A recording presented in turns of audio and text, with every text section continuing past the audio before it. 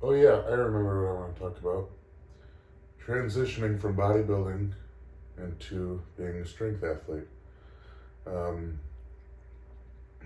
so I've gone over my upper body days. Basically, just a quick rundown on how I switched things was rather than isolating, like spending a full day on shoulders and doing mostly isolation work. I'm now doing every muscle group that would play a big role in the press. So on shoulder day, I am overhead pressing, hitting some little bit of chest work, um, some delts, some lats, and some triceps. So pretty much everything that would be used in the overhead press. Um, Same thing with my deadlift day, except uh, one thing you probably notice about the overhead pressing is, or in fact, all the upper body days, bench and overhead press, is that I am in pretty good shape to be pressing pretty frequently. I've done 2 to 3 main pressing movements um, twice this week, uh, and that was pretty appropriate for what I was kind of transitioning out of what I was doing before. Um, a couple reasons why I was injured, um, so I was trying to stay away from spinal loaded movements because the injury was stemming from in my brace, and I was literally kind of rotated to this side and a little bit forward. Anything where I was squatting or deadlifting seemed to encourage that, and I would actually push harder off my right foot. And on heavier weights, I would like actually feel my left foot come off the ground a little bit, and then the whole rest of the night, oblique, low back, hip, everything would be locked up on one side. Um, I know that this probably most likely stems from my wrestling days because I had a right foot lead. Uh, Anyways, back to the progression of the lower bodies. I am very out of shape for squatting and deadlifting, even just once a week. I did one squat and one deadlift this week at pretty moderate weight and fairly low reps, and I feel fucking fried.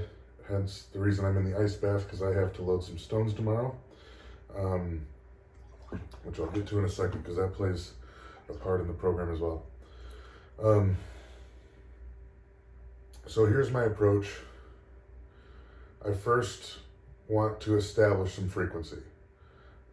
So frequency would be how many times a week are we doing it. It doesn't matter the load or the intensity. It doesn't matter the reps, the volume. We're just talking about how many times are we going to squat and deadlift in a week.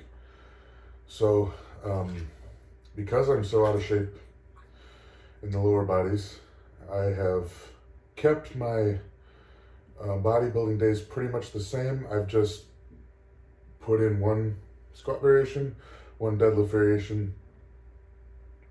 To be honest, I did kind of go into the week by feel. I wasn't exactly sure what my first day was going to look like. I actually had intended to sumo deadlift on the day that I pulled stiff leg because I figured my weight was lower, and normally when I'm at this weight, I look better doing sumo, but it just didn't feel right, and stiff legs felt awesome to the point where it was kind of a light bulb moment, and I was like, you know what, that doesn't happen too often. When it does, we should listen to it, because everything felt so perfect, and it felt like I can progress there for a long time with that movement. With also, stiff leg is a pretty disadvantageous position for pulling off the ground. So I do have the room to drop my hips lower and lower as we get closer and closer to meet time. So frequency is the first thing I want to address. Eventually, I'd like to be squatting and deadlifting as much as my pressing, so 2 or 3 of each of them on 2 different days. So we're going to sprinkle that in there. This week I did 3 sets of 4 on stiff legs with normal isolation, hamstring and calf work. Same structure as the pressing, where I did a full posterior chain day instead of, just all hamstrings or all legs or whatever. So it was all deadlifting muscles. And then today I squatted. You might have caught my single from last week when I was kind of sick and just testing the waters. So all I tried to do today was a single a little bit past that. So I worked up to 505. Next week I'm going to hit that for a triple. And then I'm going to start adding another set. So then it'll be 2x3. I'll give myself a range of 20 to 30 pounds to work in. With 505 probably being either the low end or right in the middle. But yeah, right now the main focus is to add a little bit more frequency so that I can bring the volume up a little bit and establish a little bit of a base, because right now I don't even feel that I'm in shape enough to squat or deadlift enough to really get that much out of it. So I don't want to rush back into things. I would re-injure myself, or I would burn out too fast and need a deload sooner than I should have. So we're going to take it really, really easy. Keep a lot of the leg accessories, isolation accessories in, because they've obviously been working.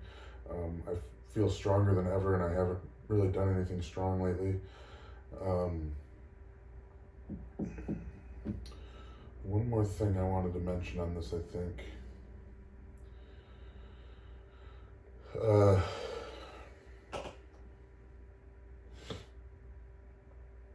So you notice that my first 2 days of the week, the overhead pressing and the deadlifting were significantly higher volume than the bench and the squat day that I did today. So this goes back to the reprioritizing fatigue thing that I talked about on just the individual day. We can also do this through the week and through the training cycle. So today I'm just going to talk about how to do it through the week. So my bench press and my squat need to come up the most by the powerlifting meet in September. So those two are at the end of the week, because I'm more tired from doing shit at the beginning of the week. And just like I talked about the Larson press, where that's my third slot of the day, and I'm going to progress that as long as I can, and then move it up a slot, which is called reprioritizing the fatigue. I'm going to do that the same way with my days. So, as soon as it seems to the point where it's just kind of not really getting anywhere, I'm going to move the days up to the front and move the two heavy volume isolation work, shit like that, to Thursday and Friday. Sixth day of the week, adding in my event day. Y'all can wait on that one. So I'll talk about that in the next part. I think this is good for this part. I'll talk about adding in a sixth day of fairly high intensity and explosive work. Normally that would be my calf and ab day, which is basically an off day. So I will get into talking about how to work all that in. And tomorrow I'm actually going to do my first event day. Will definitely be going a little bit heavier than what's appropriate, but it's called for because it's stones and I'm teaching something, and because I fucking want to. So that's the end of this part.